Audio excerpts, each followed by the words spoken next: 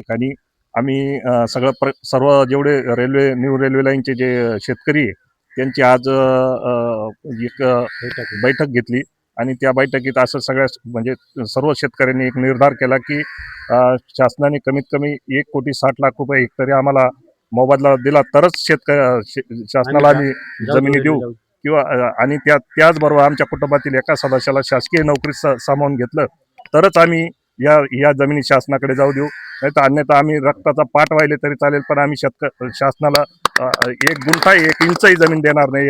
हा प्रकल्प वर्ष किंवा कायमचा जरी बंद झाला तरी आम्हाला त्याच्याबद्दल कुठलीही खंत नाही. फक्त शासनाने आमचा उदरनिर्वाहाचा प्रश्न, पुढच्या पिढ्यांचा प्रश्न सोडवला तरच आम्ही ही रेल्वे लाईन जाऊ देऊ, अन्यथा काही आमच्या अंगावर किती शासनाने गोळ्या झाडल्या काही झाडल्या तरी आम्ही 1 इंच भर जमीन सुद्धा आम्ही शासनाला देणार नाही आणि किंवा 1 इंचही मागे हटणार नाही, असा आम्ही आज ठाम निर्धार काळेवाडी या ठिकाणी केला आहे. शेखरदादा यांच्या नेतृत्वात यापुढे हा संघर्ष अधिक तीव्र केला जाईल याची शासनाने नोंद घ्यावी.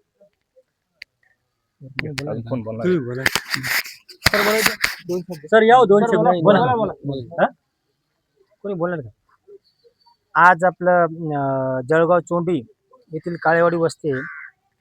या वस्तीवरील जे काही new Manmad Indore railway line प्रकल्पग्रस्त जे शेतकरी आहेत, जळगाव चोंडी, कोणतं गाव अजून, काळेवाडी, घोडेगाव, चोंडी, त्याच्यानंतर बारडी, नवसारी, खातगाव, आस्तगाव पण आहे का, या परिसरातील सगळे शेतकरी आज इथं काळेवाडी वस्तीवर जमलेले आहेत. इथल्या शेतकरी बांधवांनी माझ्याशी संपर्क साधला की दादा असा असा विषय आहे. माझी शासन आणि प्रशासनाला एक नम्र विनंती आहे, कुठले धोरण राबवत असताना तिथले जे काही स्थानिक शेतकरी असतील त्यांना विश्वासात घेतले गेलं पाहिजे होतं, पण आडमुठेपणाचं धोरण राबवून केंद्र सरकारने हा जो काही जुलमी प्रकल्प राबवण्याचा प्रयत्न करत आहेत. आमचा विकासाला विरोध नाही, परंतु ह्या भागामध्ये आज बाजारभाव जर पाहिले 2 ते 3 कोटी रुपये हेक्टर प्रमाणे जमीन जाते आणि एकीकडे सरकार 8.5 लाख रुपये हेक्टर प्रमाणे जर जमीन घेत असेल, आमची शेती घेत असेल, तर आम्ही कसं सहन करायचं. त्याच्यानंतर आमची स्पष्ट मागणी आहे, ज्या भागातील तुम्ही शेती संपादन करणार ते त्या भागातील शेतकऱ्यांना 1,60,00,000 रुपये हेक्टरी प्रमाणे पैसे दिले गेले पाहिजे किंवा मोबदला दिला गेला पाहिजे. प्रकल्पग्रस्त जे शेतकरी त्या कुटुंबातील एक व्यक्ती शासकीय नोकरीत सामावून घेण्यात यावा, ही आमची मागणी आहे. त्याच्यानंतर काही लोकांनी पूर्ण आयुष्याची कमाई घालून, रक्त सांडून, घाम गाळून छोटे मोठे घरं बांधलेले आहेत. काहींचे चाळ आहेत, फळबाग आहेत, विहिरी आहेत, शेडनेट आहेत, पोल्ट्री आहेत. याचा कुठंही शासनाने मोबदल्याचा उल्लेख केलेला नाही. म्हणून माझी नम्र विनंती आहे, वेळ पडली तर आम्ही अंगावर गोळ्या झेलू, रक्त सांडू, जीव देऊ, परंतु 1 इंचही देखील आमची जमीन देणार नाही, आम्ही 1 इंचही मागे हटणार नाही, असे येथील काळेवाडी, घोडेगाव, जळगाव, चोंडी, आस्तगाव, खातगाव, नवसारी, बोळेगाव, भारडी या शेतकऱ्यांनी निश्चय केलेला आहे. माझी सुद्धा प्रामाणिक एक इच्छा आहे केंद्र सरकार आणि राज्य सरकारकडे, जर शेतकऱ्यांचा जीव घेऊन आणि शेतकऱ्यांचा जर रक्त सांडून तुम्ही हा विकास करत असाल तर हा विकास काही कामाचा नाही. जिथं हजारो शेतकरी रस्त्यावर येत आहेत, जिथं हजारो शेतकऱ्यांचं भविष्य अंधारात जात आहे. आज काही शेतकऱ्यांकडे 2 एकर, 1.5 एकर, 3 एकर अशा जमिनी आहेत. त्यांच्या जमिनी गेल्यानंतर ते शेतकऱ्यांनी जगायचं कसं, हा मोठा मुद्दा आहे. आणि शेतीचे बाजारभाव जर पाहिले तर 1 कोटी रुपये एकर आणि रस्त्याला गेले तर 1.5 कोटी रुपये एकर. म्हणजे इथला शेतकरी ज्यावेळेस 2 एकर जमीन गेल्यानंतर तो साधी 500 स्क्वेअर फूट सुद्धा जमीन घेऊ शकत नाही. एवढे बाजारभाव असताना शेतकऱ्यांसाठी एवढा जुलमी कायदा आणि एवढा जुलमी धोरण जर कधी केंद्र सरकार जर राबवत असेल तर हे आम्हाला मान्य नाही. म्हणून माझी नम्र विनंती आहे, उद्या मालेगाव तहसील कार्यालयामध्ये सगळे अधिकारी येणार, रेल्वे प्रशासनाचे असतील, कलेक्टर असतील, तहसील असेल, प्रांत असतील, अपर जिल्हाधिकारी असतील, सगळ्या अधिकाऱ्यांची आपण मीटिंग लावलेली आहे. जास्तीत जास्त संख्येने आपल्या शेतकरी बांधवांनी तिथे उपस्थित राहावे. असं म्हणू नका की मी युवराज भाऊ ज्ञान बाप्पू घ्या म्हणे, काही गरज नाही. आज तुम्ही खूप उशीर झाला काही गोष्टींना, जर अजूनही तुम्ही जागृत झाले नाही तर तुम्हाला 8 लाख रुपयावर समाधानी मानावं लागणार आहे. काही जाग्यांवर अक्षरशः 4 लाख रुपये हेक्टर प्रमाणे पैसे दिले जात आहेत. तुम्ही जगणार कसं. म्हणून आमची स्पष्ट मागणी आहे की आम्हाला योग्य तो मोबदला देण्यात यावा. आपल्या कुटुंबातील एक व्यक्ती नोकरीस हवा आणि ते गरजेचं पण आहे. जर आमची रोजी म्हणजे सरकार एकीकडं सांगतं की आम्ही रोजगार देऊ, नोकऱ्या देऊ, अरे तुम्ही आमचा रोजगार तर दिलाच नाही, नोकऱ्या दिल्याच नाही, आणि आमची जी बापदाची शेती आहे ती ती देखील तुम्ही जबरदस्तीने कवडीमोल भावाने मागत असाल तर आम्ही हे सहन करणार नाही. म्हणून माझी सरकारला नम्र विनंती आहे, तुम्ही शेतकऱ्यांना हलक्यावर धरू नका.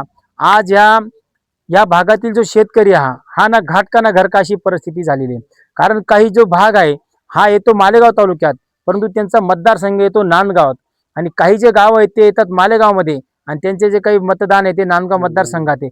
म्हणजे हा जो भाग आहे हा ना घाट का ना घर का. आणि नांदगाव तालुक्याचे जे लोकप्रतिनिधी नेतृत्व करत आहेत त्यांना माझी नम्र विनंतीने एक आव्हान आहे, तुम्ही ज्यावेळेस सांगितलं की मी शेतकऱ्यांसाठी आवाज उठवेल, परंतु अधिवेशनामध्ये नांदगावचे आमदार सुहास कांदे यांनी साधा शेतकऱ्यांच्या बाबतीत एक शब्द देखील काढलेला नाही.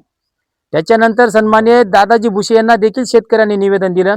दादाजी भुसे यांनी देखील शेतकऱ्यांच्या बाबतीत एक साधा शब्द काढला नाही. ठीक आहे, ते सत्ताधारी आहेत, ते शासनाचा एक भाग झाले, परंतु शरद पवार गट असेल, उद्धव बाळासाहेब ठाकरे गट असेल, त्याच्यानंतर काँग्रेस असेल किंवा मनसे असेल, यांनी देखील शेतकऱ्यांकडे साफ पाठ फिरवली. म्हणजे सत्ताधारी विरोध कुठेतरी एकत्र झालेले आहेत. आज शोभाताई बच्चाव या मतदारसंघाचं प्रतिनिधित्व करतात, त्या या लोकसभेचे खासदार आहेत, धुळे लोकसभाचे. त्या शेतकऱ्यांचा साधे त्यांनी दखल घेतली नाही. शेतकऱ्यांनी शोभाताई बच्चावांची भेट घेतल्यानंतर सांगितले की आम्हाला न्याय द्यावा, परंतु शोभाताई बच्चाव देखील अधिवेशनामध्ये किंवा संसदमध्ये त्यांनी साधा शब्द सुद्धा काढला नाही. म्हणून मी देखील या शोभाताई बच्चावांचा देखील तीव्र शब्दामध्ये निषेध करतो. कारण का, जर तुम्हाला शेतकऱ्यांचं मतदान चालतं, शेतकऱ्यांचा जेव्हा तुम्ही निवडून येता, शेतकऱ्यांकडनं जास्तीत जास्त कर घेता, जो शेतीचा जो माल तुम्ही कमी भावाने घेता, त्याच्यावर हे सरकार चालतं आणि राजकीय लोक आणि अधिकारी यांचे पगार होतात.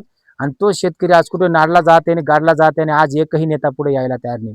आज कुठलाही पक्ष शेतकऱ्यांच्या मागे उभं राहायला तयार नाही, एखादा सामाजिक कार्यकर्ता नाही. म्हणून माझी सगळ्यांना नम्र विनंती आहे, परंतु लोकशाही धडक मोर्चा शेतकऱ्यांना वाऱ्यावर सोडणार नाही.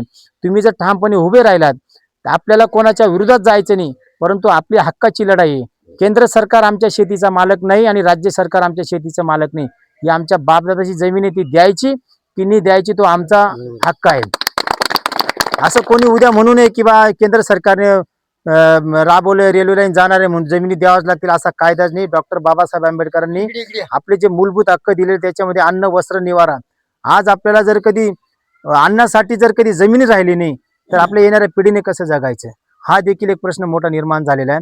येणाऱ्या काळामध्ये जर समजा जमिनी गेल्या तर अक्षरशः जो तरुण वर्ग आहे तो नैराश्यामध्ये जाऊन आत्महत्यासारखा सुद्धा मार्ग निवडू शकतो. आज या भागातील शेतकरी अक्षरशः एवढा हवालदिल झालेला आहे, एवढा नैराश्यामध्ये गेले. काही काही शेतकरी मला रडून सांगतात की दादा आम्ही 2-2 दिवसापासून जेवण नाही केलं, आम्हाला झोप लागत नाही अक्षरशः.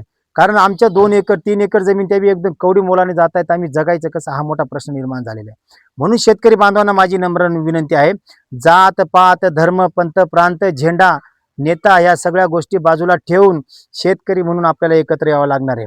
एक विचार करा, जर कधी एखादा नेत्याचं काही अडचण झाली तर पूर्ण महाराष्ट्र पेटतो, पण इथे लाखो शेतकऱ्यांचं सरण रचले गेले, परंतु कोणी बोलायला तयार नाही. म्हणून आपली लढाई आपल्याला लढावं लागणार आहे. आपल्या मागे कुठलाही नेता नाही, सत्ता नाही, वशिला नाही, कोणी आपल्या मागे नाही. आपण एक राहिल्यानंतर आपल्याला 100% यश मिळाले. परंतु शेखर पगारांचा तुम्हाला शब्द आहे, मला गोळ्या जरी घातल्यात तरी मी मागे हटणार नाही. फक्त त्याच्यासाठी तुमची पण भूमिका ठाम असली पाहिजे. कारण शेतकरी यांचे जीवन इतकं वाईट आहे. आज जवळजवळ देश स्वातंत्र्य होऊन जवळजवळ 4 लाखाच्या आसपास शेतकऱ्यांनी आत्महत्या केला, परंतु कुठल्याच शासनाला, ते सरकार पंजाचं असो किंवा छक्काचं असो, शेतकऱ्यांच्या बाबतीत कोणीच गांभीर्याने घेत नाही. 3.5 लाख ते 4 लाख शेतकरी आत्महत्या करून देखील आज शेतकऱ्यांना न्याय नाही.